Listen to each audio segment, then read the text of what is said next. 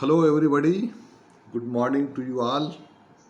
I am Dr. Annu Bhai Soni, again being connected with you to continue the discussion over the Indian Evidence Act, particularly on Section 26 of the Indian Evidence Act. During our last meeting, we were talking on Section 24 and 25, and due to certain circumstances, I was not uh, I was not able to connect to continue with you, but today I am again with you, having a discussion matter regarding Section 26 of the Indian Evidence Act.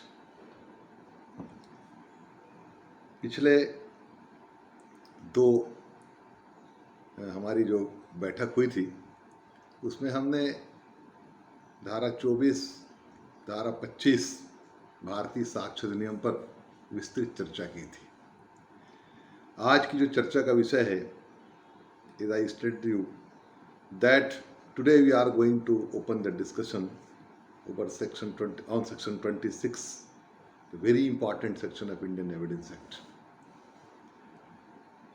So let us try to understand. Let me tell you what is the provisions of section 26. धारा 26 क्या कहती है? What is the framing of the words, framing of the sentence of the section 26?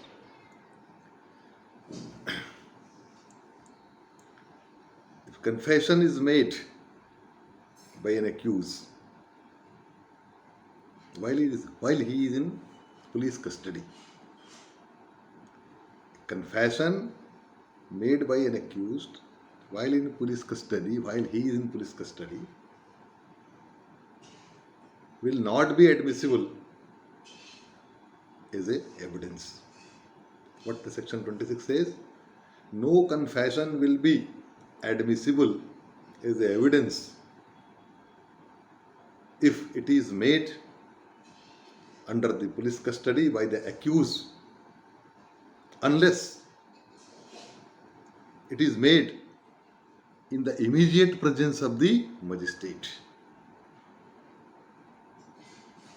क्या कहती है कि कोई भी संस्वीकृति जो कि पुलिस अभिरक्षा में की गई है या ऐसे वक्त पर की गई है जब संस्वीकृति करते समय अभियुक्त पुलिस की अभिरक्षा में था, तो ऐसी संस्वीकृति साक्ष्य में ग्राह्य नहीं है. लेकिन उसका एक अपवाद भी बताती है ही धारा कि यदि ऐसी संस्वीकृति मजिस्ट्रेट की साक्षात उपस्थिति में की गई है,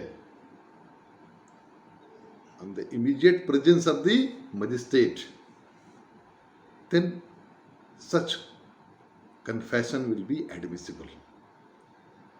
Then we have two different types of the dimension of this section. The primary thing is that if any confession has been made by accused under the police custody, then it will not be admissible.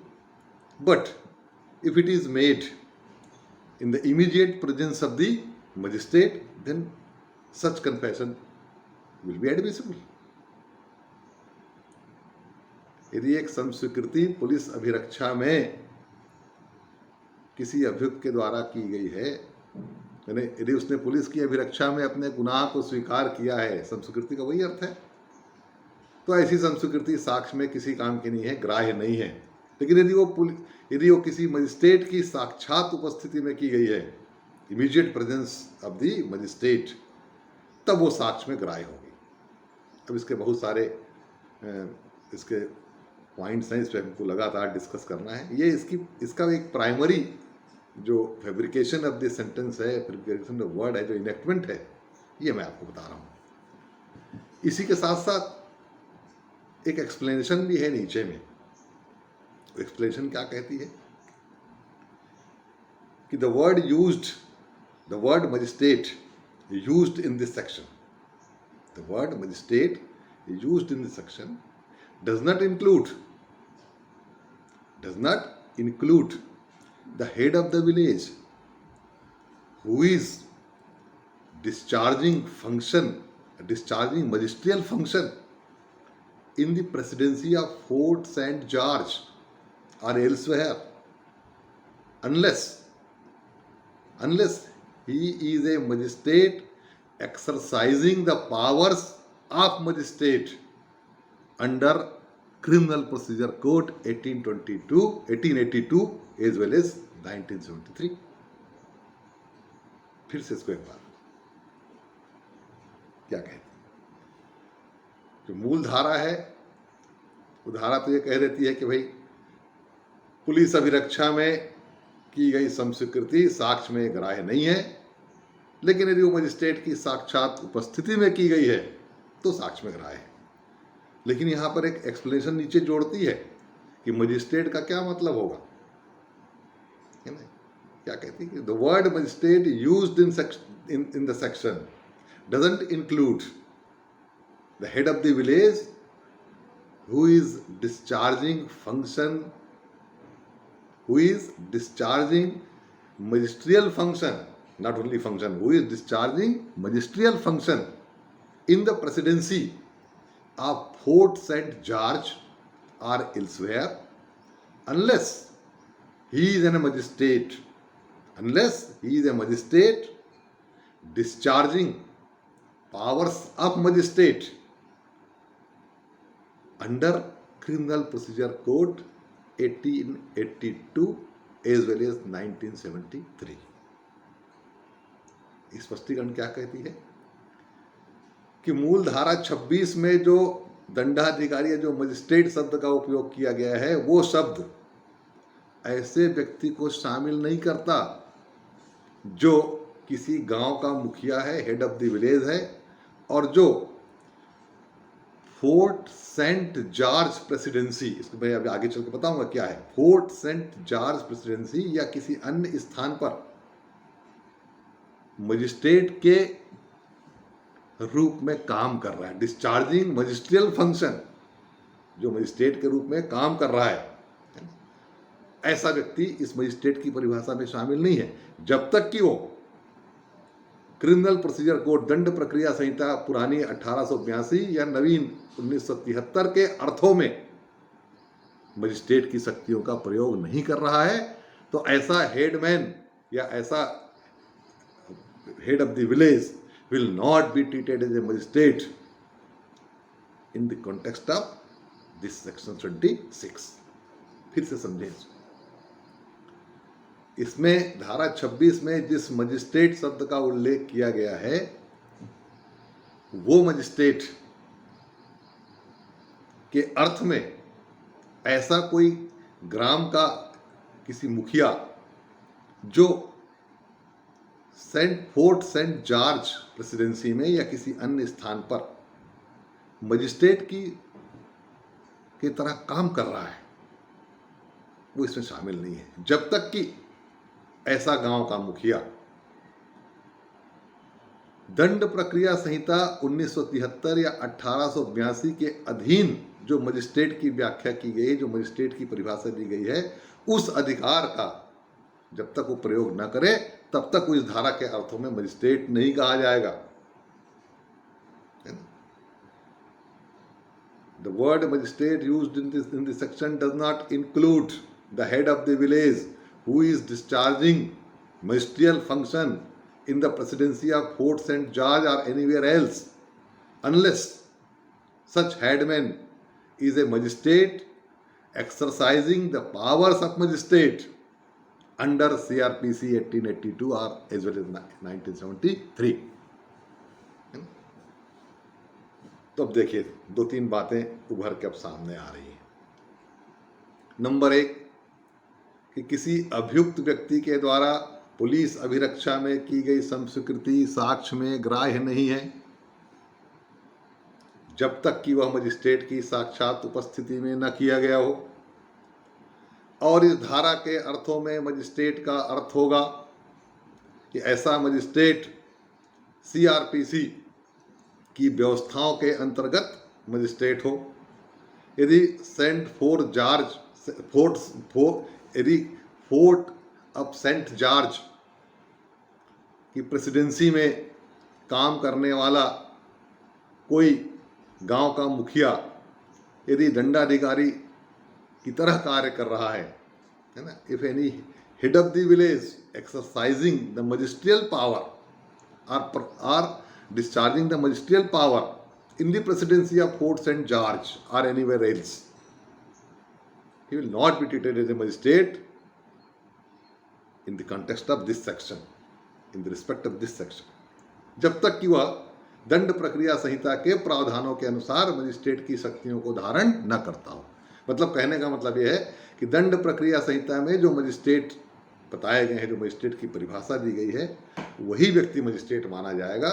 लेकिन fort Saint George की presidency में या किसी अन्य स्थान पर यदि कोई गांव का मुखिया या उसको कहा गया हेडमैन और हेड ऑफ द विलेज यदि मजिस्ट्रेट के समान काम कर रहा है तो उसको इस धारा के अर्थों में मजिस्ट्रेट नहीं माना जाएगा।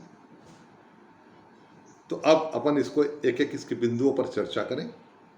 तो सेक्शन 26 को समझने के लिए सबसे बड़ी जो जरूरत की चीज़ है वो है कि how it is different from the section 25 में भी कहा गया है कि confession made before the police officer by an accuse is not admissible, and what section 26 says कि if a confession has been made by the accused when he was in police custody, then it will not be admissible. What is the difference between these two provisions?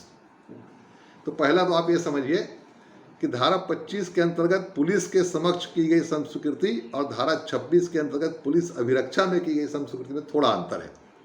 Police से की गई संस्वीकृति जो धारा 25 में बताई गई है उसे पुलिस की अभिरक्षा नितांत आवश्यक है। पुलिस की अभिरक्षा में आने के बाद ही कोई व्यक्ति पुलिस के समक्ष संस्वीकृति करता है।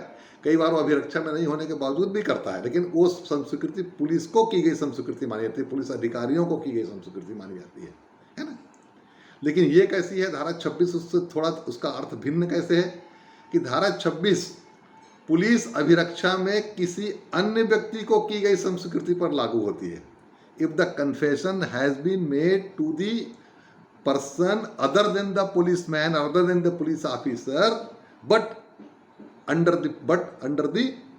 having police custody, but when he is in police custody, then such type of the matter is dealt by the section 26. देखिए धारा 25 में पुलिस को की गई संस्वीकृति है, वहां पर अभिरक्षा की बात नहीं की गई है। वहां कहा गया यदि पुलिस अधिकारी को कोई संस्वीकृति की जाती है तो ऐसी संस्वीकृति साक्ष्य में ग्राह्य नहीं है। लेकिन वहाँ पर ये कंसेप्ट है कि कोई व्यक्ति जब पुलिस अधिकारी के प्रभाव में नियंत्रण में होता है, इन्वेस्टिगेशन के दौरान वो आता है, तभी जाके वो संस्वीकृति करता है ना। ठीक है, कई बार वो अभियुक्त की श्रेणी में नहीं भी आता। पिछले हमने वीडियो में चर्चा की थी, कई बार वो अभियुक्त संभावित अभियुक्त होता है, वो बाद में अभियुक्त बन जाता है। ऐसा व्यक्ति भी का कथन भी संस्वीकृति कोटि में आता है, लेकिन वो डायरेक्टली पुलिस अधिकारी को संबोधित करके होता है। ये धारा 25 की विशेष बात है। मैंने confession made by the accuse must be address to the police officer, must be before the police officer, then that situation will be regulated by the section 25. But the provision of section 26 is little different. एक दूसरा प्रावधान करती है। ये क्या कहती है कि यदि कोई व्यक्ति, कोई अभियुक्त पुलिस अभिरक्षा में है, if the accused is in police custody and he makes confession to the any other person other than the police officer, तो भी वो साक्ष्य में ग्राह्य नहीं होगा। क्यों? इसका कारण ये है कि जब हम धारा 25 में पुलिस को की गई संस्वीकृति को अग्राह्य करते हैं तो पुलिस अभिरक्षा में किसी और व्यक्ति को की गई संस्वीकृति को भी अग्राह्य करने का कारण है कि यदि धारा 26 न बनाई गई होती, हम सिर्फ धारा 25 तक ही सीमित हो जाते, तो ये उदाहरणा की गई, उस समय ये शंका जाहिर की गई कि पुलिस सीधे सीधे संस्वीकृति कराने में सफल नहीं होगी तो किसी के माध्यम से करवा लेगी, है ना। अपनी कस्टडी में रख करके अभियुक्त कहेगी ठीक है तो वही हमको मत बता, क्योंकि हमको बताएगा तो धारा 25 में एडमिसिबल नहीं होगा, इसलिए तो हम जिसको कह रहे हैं उसको बता दें। वो तो हो जाएगा साक्ष्य में ग्राह्य। तो पुलिस के नियंत्रण में, पुलिस के प्रभाव में, पुलिस की कस्टडी में आकर के यदि कोई व्यक्ति किसी तीसरे व्यक्ति को, किसी थर्ड पर्सन को, किसी अनोन पर्सन को, किसी विजिटर को, है ना, he must be other than the police officer, यदि इसे कोई संस्वीकृति कर दे और यदि हम इसे ग्राह्य कर लें, है ना, तो पुलिस के समक्ष की गई संस्कृति को अग्राह्य करने का कोई अर्थ ही नहीं रह जाएगा। मैंने धारा 25 का कोई मतलब नहीं रहेगा यदि आप धारा 26 का अस्तित्व नहीं है, या आप धारा 26 में ऐसा कोई प्रावधान नहीं करते, तो धारा 25 का कोई अर्थ नहीं होता। फिर पुलिस उसका रास्ता निकाल लेती कि भाई चल तू हमको मत, हमारे सामने कन्फेशन मत कर, है ना, हम किसी को बुला देते हैं, उसके सामने कन्फेशन कर ले। तो इस संकट को टालने के लिए, है ना, इस प्रकार की गतिविधियों को रोकने के लिए धारा 26 बनाई गई और धारा 25 दोनों। क्यों? 25 में कहा गया कि आप पुलिस अधिकारी को कोई संस्कृति करेंगे, साक्ष्य में ग्राह्य नहीं है। और ये भी कहा गया है 26 में, और 26 को उसके साथ अतिरिक्त तौर से बनाया गया, है ना, उसकी पूरक धारा है कहिए कि ये पुलिस अभिरक्षा में यदि किसी तीसरे व्यक्ति को आप संस्वीकृति करते हैं जो पुलिस अफसर नहीं है, तो ये भी संस्वीकृति किसी काम की नहीं होगी, एडमिसिबल नहीं होगी। अब उसका लेकिन एक अपवाद बताया उसी में कि हाँ, यदि मजिस्ट्रेट साक्षात उपस्थित है संस्वीकृति करने वाले के सामने, तो संस्वीकृति साक्ष्य में ग्राह्य होगी। लेकिन उसकी भी कुछ परिस्थितियां हैं, उस पर अपन चर्चा करेंगे अभी। तभी तो अपन समझे कि पुलिस कस्टडी में की गई संस्वीकृति जो किसी तीसरे व्यक्ति को की जाती है ना, वो साक्ष्य में ग्राह्य नहीं है। तो अपन पहले समझे कि what is the police custody. सामान्य तौर से इन जनरल हम ये मानते हैं कि कोई लॉकअप में बंद है थाने में, या जिसको हथकड़ी लगी हुई है, या जो पुलिस वालों के बीच में बैठा हुआ है, जिसके साथ में एक यूँ कहिए पूछताछ जिसमें चल रही है, जो मैंने पूरी फिजिकली पुलिस के कंट्रोल में है, हम उसको सामान्य रूप से मानते हैं कि चूँकि अपराधी के ऊपर, अभियुक्त के ऊपर पुलिस का भौतिक नियंत्रण है, फिजिकल कंट्रोल है, तो माना जाएगा कि वो पुलिस की अभिरक्षा में है। ये इसका एक साधारण अर्थ है। लेकिन आप थोड़ा सा विचार करें कि आपने यदि किसी व्यक्ति पर मानसिक रूप से भी नियंत्रण रखा हुआ है ना, ठीक है, वो आपके भौतिक नियंत्रण में नहीं है, लेकिन उसके ऊपर आपका प्रभाव है, आपने उसकी मानसिक दशा को पूरी तरह से प्रभावित किया हुआ है। He is under influence of your impression. तो ऐसी दशा में भौतिक नियंत्रण नहीं होने का भी कोई मतलब नहीं है, क्योंकि वो आपके पूरी तरह से मानसिक नियंत्रण में है, आपके प्रभाव में है, उसके दिल दिमाग पर आपका प्रभाव छाया हुआ है। तो ऐसी स्थिति में यदि वो किसी को कन्फेशन करेगा थर्ड पर्सन को, तो वो भी जायज़ नहीं है, क्योंकि वो आपके प्रभाव में है, आपके नियंत्रण में है। ठीक है, उसको हथकड़ी नहीं लगी हुई है, वो लॉकअप में बंद नहीं है ना, उसको आपने बाहर बैठा दिया है, आंगन में, थाने के आंगन में बैठा हुआ है, या किसी और स्थान पर है, लेकिन आपका उस पर पूरा प्रभाव है, आपके नियंत्रण से वो बाहर नहीं है। ठीक है, भौतिक रूप से आपका नियंत्रण नहीं है, आपने उसको बांध के नहीं रखा है, लेकिन उसके ऊपर, उसकी मानसिक स्थिति के ऊपर आपका पूरा नियंत्रण है। तो ये भी तो पुलिस अभिरक्षा माना जाएगा ना। It is that condition will also be treated as a police custody. ये इसका व्यापक अर्थ है। तो हम अब इस धारा के संदर्भों में इस व्यापक अर्थ को ही स्वीकार करते हैं और ये मानते हैं कि पुलिस का प्रभाव होना चाहिए। ठीक है, पुलिस का भौतिक नियंत्रण है या नहीं है, तो फिर सीधी सीधी बात है कि पुलिस अभिरक्षा में है। लेकिन पुलिस अभिरक्षा में तब भी माना जाएगा जब भले ही वो भौतिक नियंत्रण में नहीं है, लॉकअप में नहीं है, हथकड़ी लगा हुआ नहीं है, 4 पुलिस वालों से घिरा हुआ नहीं है, लेकिन उसके ऊपर पुलिस का पूरा प्रभाव है, पूरा नियंत्रण है। भले ही वो थाने से कुछ दूरी पर है, पुलिस के प्रभाव से, पुलिस के शारीरिक या भौतिक नियंत्रण से कुछ दूरी पर है, लेकिन पुलिस के प्रभाव में है। तो ऐसी स्थिति में उसको पुलिस अभिरक्षा में ही माना जाएगा।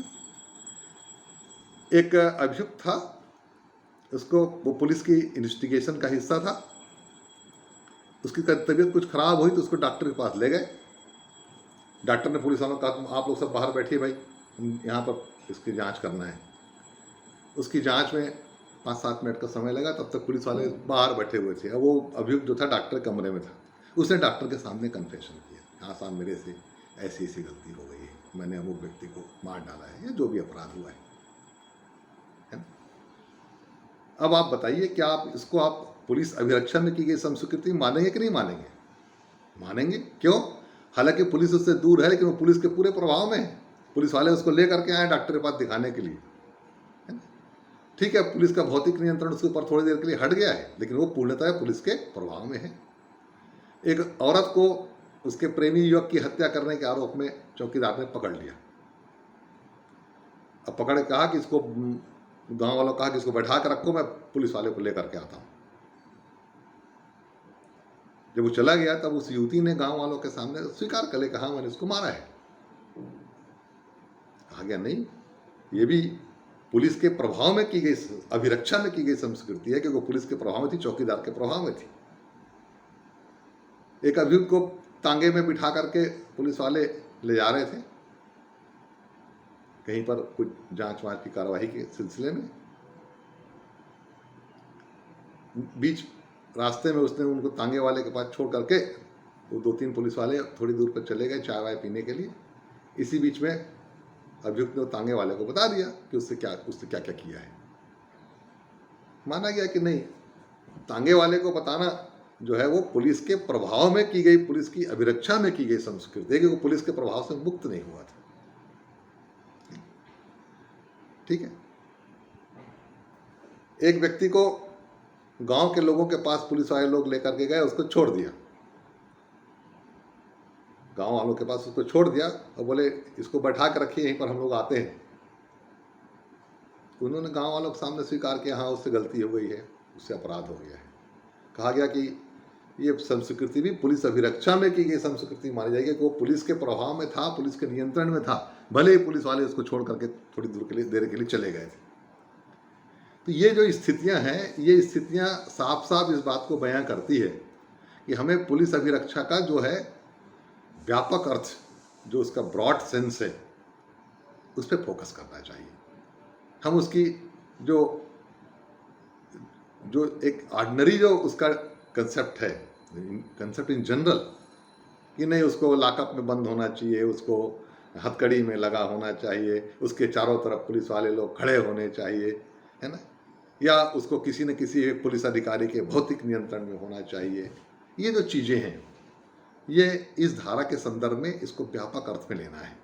ठीक है, क्योंकि बहुत सारे मुकदमों में ये बात आई है और उसमें माननीय न्यायालयों ने इसी बात पर फोकस किया है, इसी बात को समर्थन किया है, इसी बात का कि पुलिस का प्रभाव और पुलिस का नियंत्रण, यही इसका जीस्ट है, यही इसका एलिमेंट है। भौतिक नियंत्रण इसका कोई मतलब डिसाइडिंग एलिमेंट नहीं है, डिटरमाइनिंग एलिमेंट नहीं है। हाँ, भौतिक नियंत्रण है तो फिर तो उसको कुछ और बोलने की जरूरत ही नहीं है। लेकिन भौतिक नियंत्रण जहाँ पर नहीं है और प्रश्न उठता है कि क्या वो पुलिस के प्रभाव में था कि नहीं था, वहाँ पर इस बात को ध्यान में रखना है कि वो पुलिस के प्रभाव में, उसके नियंत्रण में था कि नहीं था, मानसिक रूप से वो अपने आप को कन्फेशन के लिए स्वतंत्र था कि नहीं था। ये पुलिस अभिरक्षा का यहाँ पर अर्थ है। तो इसका मतलब हुआ कि पुलिस अभिरक्षा को डिफाइन करने के लिए हमारे पास 2 चीज़ें होनी चाहिए। एक तो अभियुक्त पर पुलिस का प्रभाव और उसका नियंत्रण, है ना, और ऐसा नियंत्रण और ऐसा प्रभाव किसी पुलिस अधिकारी का ही हो, है ना। अब पुलिस अधिकारी की परिभाषा में हमने पिछले चर्चा में आपको बताया था कि कौन कौन लोग किन किन परिस्थितियों में पुलिस अधिकारी माने जाते हैं, है ना। तो जो लोग पुलिस अधिकारियों के निर्देशन में काम करते हैं वो भी कुछ परिस्थितियों में पुलिस अधिकारी माने जाते हैं, है ना, जिनके ऊपर जिनको तफ्तीश करने का अधिकार होता है, या जिनके निर्देशन में कुछ लोग जो तफ्तीश करते हैं, इन्वेस्टिगेशन करते हैं, ऐसे लोगों को हम पुलिस अधिकारी मानते हैं। कुछ परिस्थितियों में, कुछ अर्थों में चौकीदार और गांव का पटेल भी जो पुलिस अधिकारी की अन्वेषण में सहायता करते हैं, वो भी पुलिस अधिकारी माने जाते हैं। उनका भी प्रभाव और उनका भी नियंत्रण अभियुक्त पर है और अभियुक्त कन्फेशन करता है, तो मेरे मतानुसार वो भी धारा 26 के प्रावधानों के हिसाब से गवर्न होगा। अब आगे चले, इसमें दूसरी बात कही गई है। हमने पुलिस कस्टडी को देख लिया, अभियुक्त के बारे में हम जानते ही हैं कि अभियुक्त कौन होता है ना। अब तीसरी बात जो इसमें महत्वपूर्ण बात है वो है मजिस्ट्रेट, कि हु इज़ द मजिस्ट्रेट, क्योंकि उसमें कहा गया है कि यदि कोई कन्फेशन पुलिस अभिरक्षा में किसी मजिस्ट्रेट की साक्षात उपस्थिति में किया गया है ना, तो ऐसा कन्फेशन भी साक्ष्य में ग्राह्य होगा, एडमिसिबल होगा। तो देयर इज ए क्वेश्चन कि who is the magistrate in the context of section 26 and what is the meaning of the immediate presence of the magistrate also, है ना। ये दोनों बातें आएंगी ना इसमें कि भाई एक मजिस्ट्रेट का क्या अर्थ है और मजिस्ट्रेट की साक्षात उपस्थिति का क्या अर्थ है ना। तो मजिस्ट्रेट के अर्थ में इसने साफ साफ कह दिया है कि मजिस्ट्रेट में वो व्यक्ति, मजिस्ट्रेट शब्द में वो व्यक्ति शामिल है, वो मजिस्ट्रेट, वो दंडाधिकारी शामिल है जो सीआरपीसी दंड प्रक्रिया संहिता के प्रावधान के अनुसार, प्रावधानों के अनुसार जो मजिस्ट्रेट की शक्तियों का इस्तेमाल करता है या जिसे मजिस्ट्रेट कहा गया है। किसमें? सीआरपीसी की। देखिए क्रिमिनल प्रोसीजर कोड की धारा 6 से लेकर के 21 तक का आप अध्ययन करें तो आपको डिफरेंट डिफरेंट टाइप्स के कोर्ट्स और डिफरेंट टाइप्स के मजिस्ट्रेट्स का आपको वहाँ पर वर्णन मिलेगा। इसमें judicial magistrate, executive magistrate, special executive magistrate, है ना, ये सारे, मेट्रोपॉलिटन मजिस्ट्रेट, ये सब शामिल हैं। मेट्रोपॉलिटन मजिस्ट्रेट और judicial magistrate first class, judicial magistrate second class, और एग्जीक्यूटिव मजिस्ट्रेट में district magistrate, additional district magistrate, sub divisional magistrate और कुछ स्पेशल मजिस्ट्रेट सब इसमें शामिल हैं। मतलब सीआरपीसी में आपको दो तरह के मजिस्ट्रेट का वर्णन मिलेगा, एक न्यायिक दंडाधिकारी और दूसरे कार्यपालक दंडाधिकारी, है ना, judicial magistrate and executive magistrate. Executive magistrate, कार्यपालक मजिस्ट्रेट की जो भूमिका है वो कानून एवं व्यवस्था को बनाए रखने के लिए होती है, लेकिन न्यायिक दंडाधिकारी जो जुडिशियल मजिस्ट्रेट होते हैं उनकी जो भूमिका है अपराध हो जाने के बाद, चालान पेश हो जाने के बाद प्रारंभ होती है। दोनों के बीच में जो मूलभूत अंतर है वो ये है, यदि कोई अपराध घटित हो गया तो वहाँ पर कार्यपालक दंडाधिकारी, एग्जीक्यूटिव मजिस्ट्रेट की भूमिका समाप्त हो जाती है और वहीं से जुडिशियल मजिस्ट्रेट की भूमिका शुरू होती है। लेकिन कानून एवं व्यवस्था को बनाए रखने के लिए जो एक्सरसाइज करना पड़ता है, जो आवश्यक कार्रवाई करनी पड़ती है पुलिस के साथ मिलकर के या अन्य सुरक्षा बलों के साथ मिलकर के, ऐसी सारी कार्रवाई करने के लिए कानून एवं व्यवस्था को बनाए रख, तो to maintain the peace and tranquillity in the particular area, the SDM, district magistrate and additional district magistrate, even in the certain circumstances naib tehsildar will be empowered by the magisterial powers. तो they are treated as executive magistrate. वो सब क्या है? कार्यपालक दंडाधिकारी हैं। न्यायिक दंडाधिकारी का काम कहाँ से शुरू होता है? जब कोई कानून एवं व्यवस्था की स्थिति निर्मित हुई और कोई अपराध घटित हो गया, तो अपराध घटित हो जाने के बाद अभियुक्त को न्यायालय के सामने जब अपन उसके ट्रायल के लिए, उसके परीक्षण के लिए किसी दोषी है कि नहीं जब प्रस्तुत करते हैं, चालान प्रस्तुत होता है, पुलिस रिपोर्ट प्रस्तुत होती है under section 173 of the CrPC, तब जाकर के जुडिशियल मजिस्ट्रेट की कार्रवाई शुरू होती है। लेकिन ये दोनों प्रकार के मजिस्ट्रेट की जो व्याख्या है वो आपको सीआरपीसी की धारा 6 से आप पढ़ना शुरू करें तो आपको 21 तक इन सब के बारे में विस्तृत जानकारी मिलेगी। अब यहाँ पर जिस मजिस्ट्रेट शब्द का उपयोग किया गया है उसमें दोनों प्रकार के मजिस्ट्रेट शामिल है, ध्यान रखिए, है ना। धारा 26 के अर्थों में जुडिशियल मजिस्ट्रेट और एग्जीक्यूटिव मजिस्ट्रेट दोनों ही आते हैं, ठीक है। अभी इस पर और चर्चा करेंगे, लेकिन उसने नीचे साफ साफ कह दिया है कि फोर्ट सेंट जॉर्ज की प्रेसिडेंसी या और किसी जगह पर यदि कोई गांव का मुखिया मजिस्ट्रेट के रूप में काम कर रहा है, discharging the magisterial function, magistrate के रूप में कार्य कर रहा है, तो वो इस धारा के अर्थों में मजिस्ट्रेट नहीं माना जाएगा जब तक कि वो सीआरपीसी की धारा 6 से लेकर के 21 तक या अन्य जगह जहाँ जहाँ भी उसके प्रोविजन है उन अर्थों में मजिस्ट्रेट जब तक नहीं है तब तक ऐसा गांव का मुखिया जो मजिस्ट्रेट के रूप में काम कर रहा है वो इस धारा के अर्थ में मजिस्ट्रेट नहीं कहलाएगा। अब ये फोर्ट सेंट जॉर्ज प्रेसिडेंसी क्या है, शब्द का इस्तेमाल हुआ तो हमको जानना भी चाहिए। तो देखिए साहब, थोड़ा सा यदि आप हिस्ट्री के विद्यार्थी हैं या रहे हैं तो थोड़ा आपको सुविधा होगी। जैसा आप जानते हैं कि 1600 ईस्वी में एक चार्टर पास हुआ था, इसको कहा गया था चार्टर ऑफ 1600, है ना। इसको एलिजाबेथ फर्स्ट ने जारी किया था और उसके अंतर्गत एक व्यापारियों के समूह को भारत में व्यापार करने की इजाज़त दी गई थी। यही समूह जो था वो आगे चल करके ईस्ट इंडिया कंपनी के रूप में जाना गया।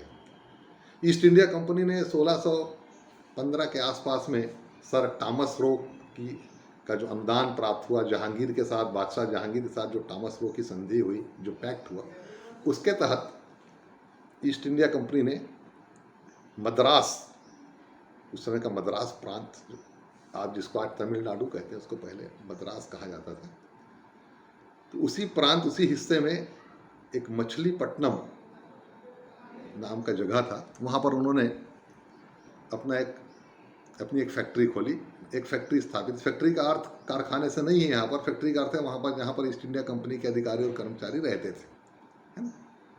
वहाँ पर जाकर उन्होंने अपना एक व्यापारिक केंद्र स्थापित किया। लेकिन कालांतर में जहाँ तक मेरी जानकारी का प्रश्न है, सन 1639-40 के आसपास एक फ्रांसिस डे करके एक अंग्रेज थे ईस्ट इंडिया कंपनी के, उन्होंने वहाँ के एक लोकल एक राजा थे, स्थानीय राजा चंद्रगिरी ऐसा जैसा उनका नाम था, उनसे उन्होंने एक ज़मीन का बड़ा टुकड़ा, big piece of the land, strip of the land उन्होंने राजा से ले लिया और ले करके उन्होंने पट्टे पर लिया, किसी भी प्रकार की व्यवस्था के तहत उसको प्राप्त किया और उस पर उन्होंने एक बड़े भारी भरकम किले का निर्माण किया और उस किले को ही ब्रिटेन के प्रमुख जो प्रसिद्ध संत थे सेंट जॉर्ज, उनके नाम पर उस किले का नाम रखा गया, इसलिए उसको कहा गया फोर्ट सेंट जॉर्ज। और दक्षिण भारत में ईस्ट इंडिया कंपनी का वो हेडक्वार्टर माना गया। सारी व्यापारिक, राजनीतिक, प्रशासनिक सारी गतिविधियां वहीं से संचालित होती रही। उसके अंदर जो यूरोपियंस, अंग्रेज, पुर्तगीज, स्पेनिश, आयरलैंड के जो आए थे, वो सब जो लोग थे वो सब रहते थे, इसलिए उसको कालांतर में व्हाइट टाउन कहा गया। फोर्ट सेंट जॉर्ज का जो किले का जो इलाका था, उसको जिसके भीतर ईस्ट इंडिया कंपनी के तमाम एम्प्लॉइज रहते थे, ऑफिसर्स रहते थे, उसको कालांतर में व्हाइट टाउन कहा गया। और इस व्हाइट टाउन से लगा हुआ, यानी उस फोर्ट से लगा हुआ एक गांव था जिसका नाम था मछलीपट्टनम, मद्रासपट्टनम, जिसका नाम था मद्रासपट्टनम। उस मद्रासपट्टनम को कहा, वहाँ पर जहाँ पर लोकल लोग रहते थे और जिनके थोड़े बहुत व्यापारिक और संबंध इन लोगों से, व्हाइट टाउन में रहने वाले, किले के भीतर फोर्ट सेंट जॉर्ज पर रहने वाले लोग से जिनके थोड़े बहुत ताल्लुकात थे, है ना, उसको उन्होंने ब्लैक टाउन कहा। कालांतर में यही ब्लैक टाउन और व्हाइट टाउन मिल करके इन्होंने मद्रास प्रेसिडेंसी की स्थापना की। पहले यह सूरत प्रेसिडेंसी के कंट्रोल में थी, लेकिन 1665 में अंग्रेजों ने इसको इंडिपेंडेंट प्रेसिडेंसी के रूप में डिक्लेयर किया और तभी से वो कहलाई मद्रास प्रेसिडेंसी। आधुनिक समय में मद्रास, पहले वो मद्रास प्रांत था, अब आधुनिक समय आप उसको तमिलनाडु के नाम से जानते हैं, लेकिन अभी भी मद्रास, चेन्नई में आप फोर्ट सेंट जॉर्ज के किले को देख सकते हैं।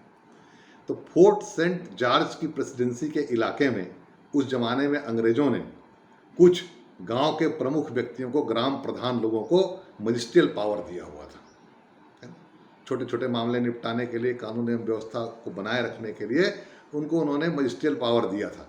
उसी फोर्ट सेंट जॉर्ज की चर्चा इस धारा के एक्सप्लेनेशन में की गई है और कहा गया है कि उस काल में जो मजिस्ट्रेट के रूप में काम करने की अनुमति या मजिस्ट्रेट के रूप में शक्तियों का प्रयोग करने की अनुमति गांव के प्रधान लोगों को दी गई थी, जो फोर्ट सेंट जॉर्ज एरिया के प्रेसिडेंसी में आते थे।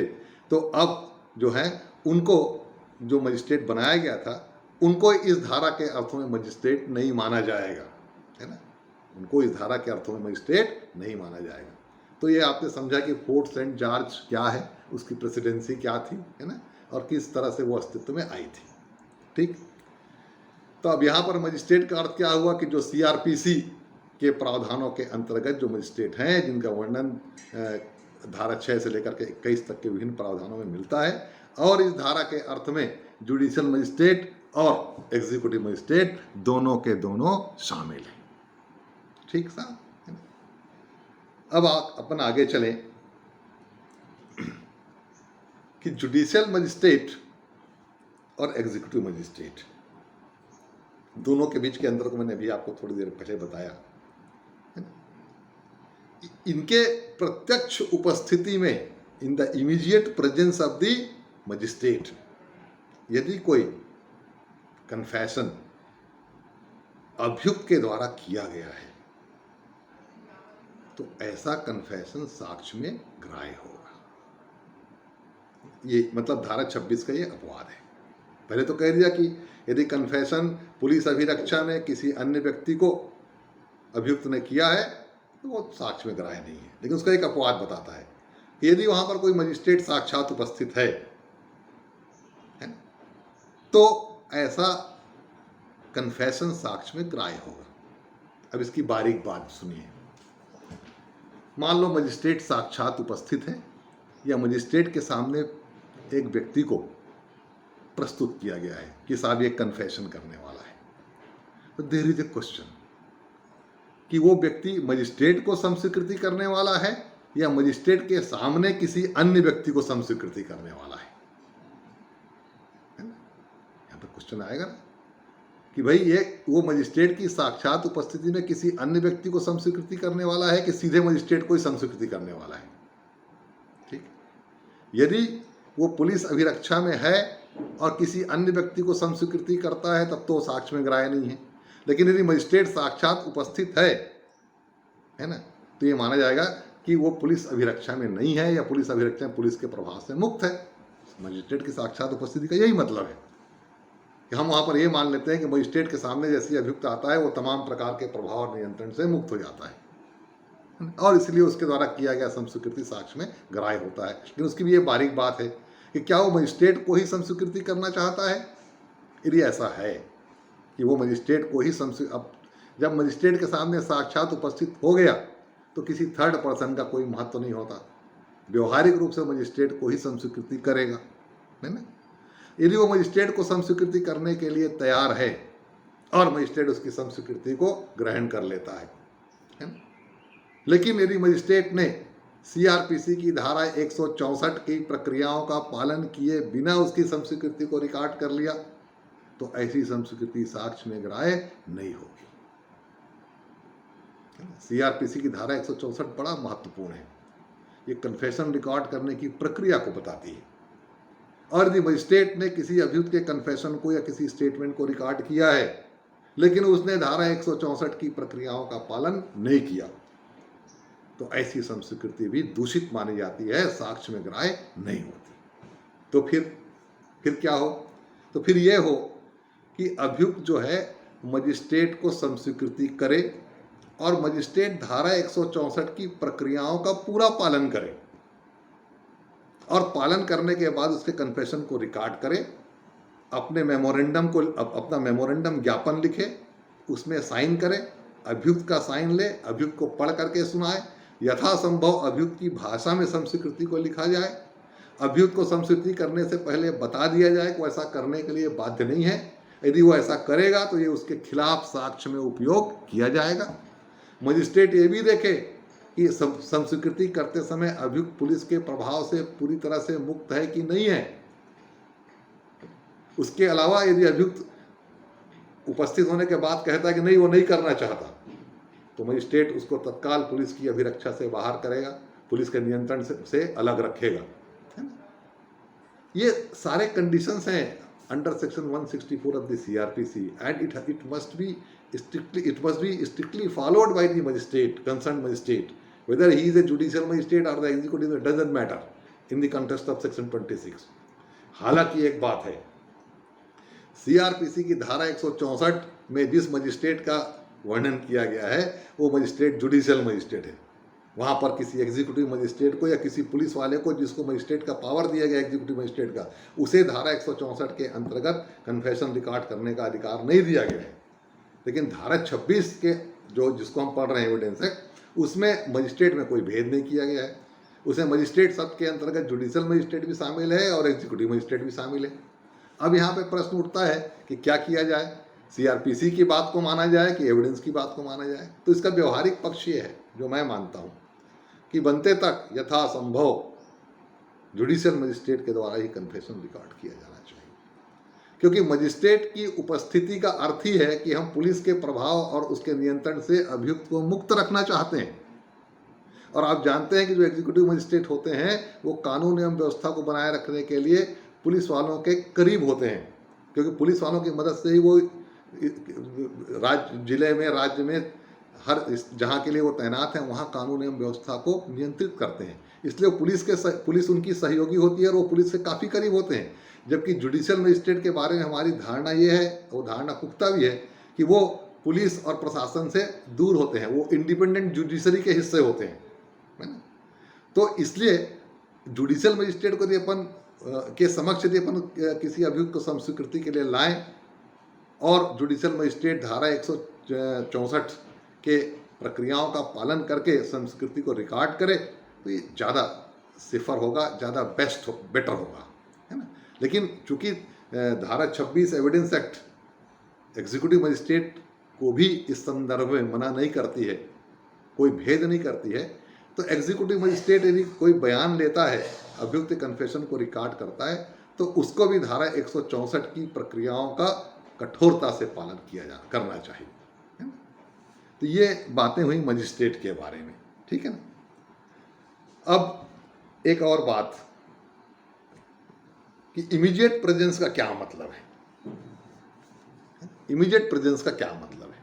इमीडिएट प्रेजेंस का मतलब है कि मजिस्ट्रेट जो है अभियुक्त के सामने हो या अभियुक्त उसके सामने हो, तब तो जाके मजिस्ट्रेट के उपस्थिति का वो प्रभाव उसके ऊपर आएगा।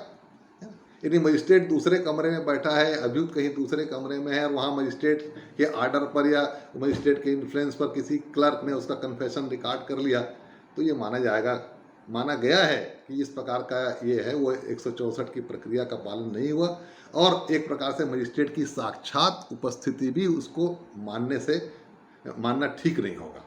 तो मजिस्ट्रेट की साक्षात उपस्थिति का मतलब है कि मजिस्ट्रेट सशरीर उपस्थित हो, साक्षात हो मतलब सामने हो, और उसका पूरा प्रभाव अभियुक्त पर हो।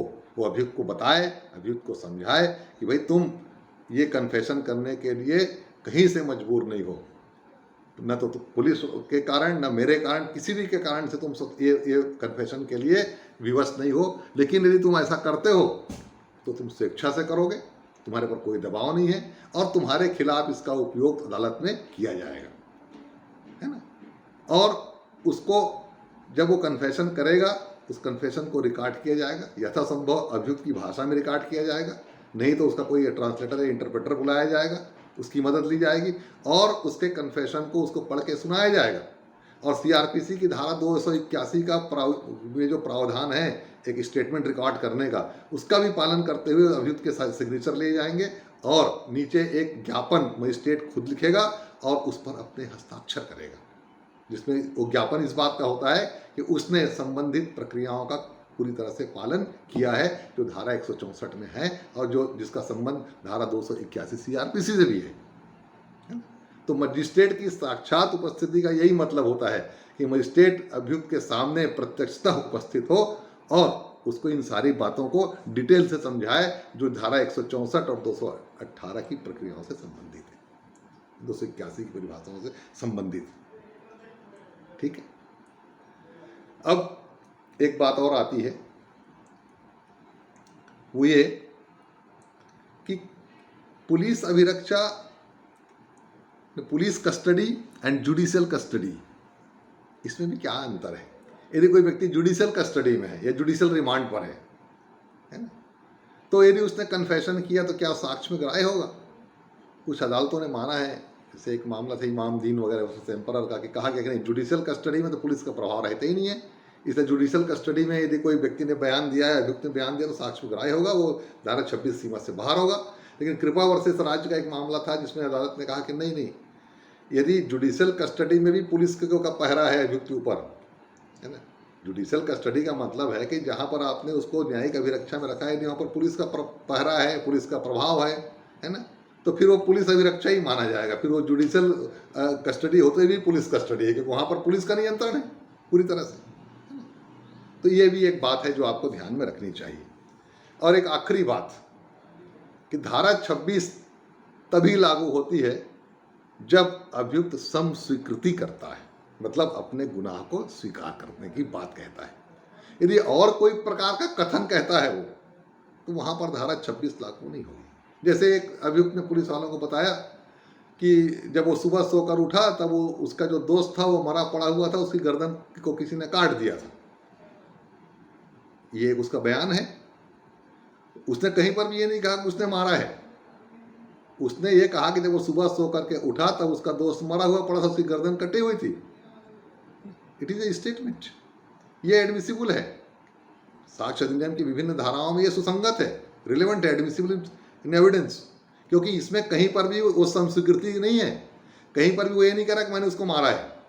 तो जहां पर कोई अभियुक्त पुलिस अभिरक्षा में ये बताए किसी अन्य व्यक्ति को या मजिस्ट्रेट को या कि मैंने ऐसा गुनाह किया है, मैंने ऐसा अपराध किया है, तब जाके धारा 26 लागू होती है। मतलब 26 सिर्फ संस्वीकृति के संबंध में लागू होती है, अन्य बयानों के संबंध में लागू नहीं होती। राइट। तो ये था साहब धारा 26 इंडियन एविडेंस एक्ट, पुलिस अभिरक्षा में की गई संस्कृति किन परिस्थितियों में साक्ष्य में ग्राह्य है और किन परिस्थितियों में साक्ष्य में ग्राह्य नहीं है। हमारी जो अगली मुलाकात होगी उसमें हम चर्चा करेंगे section 27 of the Indian evidence act कि यदि पुलिस को अभियुक्त के बयान से किसी नए तथ्य का पता चला है तो जितने उसके बयान का वो हिस्सा जिससे किसी नए तथ्य का पता चला है साक्ष्य में ग्राह्य होगा। लेकिन उसमें बहुत सारी बातें हैं, बहुत सारे महत्वपूर्ण बिंदु हैं जिन पर हम चर्चा करेंगे। तो लगातार हम आपसे बने रहेंगे। Thank you for patience hearing. आगे के लिए मैं आपको सलाह दूंगा कि आप थोड़ा धारा 27 के कुछ प्रमुख प्रावधानों को एक बार पढ़ लें ताकि आप मेरे साथ सही ढंग से जुड़ सके। Thank you so much. नमस्कार।